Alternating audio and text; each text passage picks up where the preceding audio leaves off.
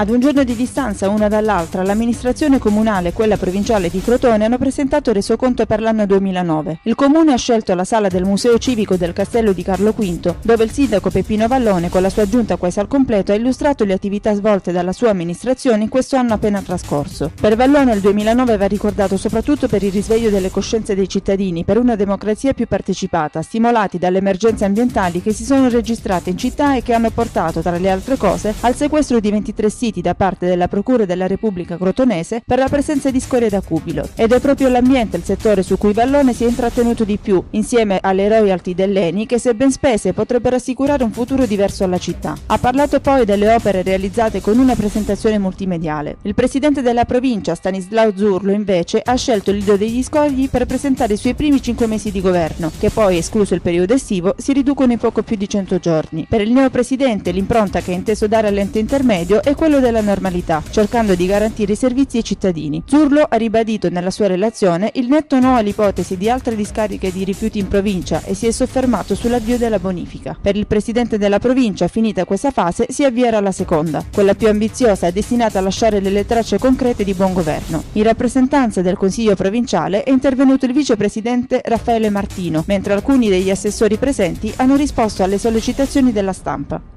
Siamo soddisfatti di quello che siamo riusciti a fare, perché c'era bisogno di ripartire da una situazione di base difficilissima, una situazione che si era creata in tanto tempo. Io non voglio dare responsabilità a nessuno, perché non giova a nessuno dare responsabilità. Noi dobbiamo guardare avanti, c'era necessità di riportare, io dico, la normalità in alcune situazioni.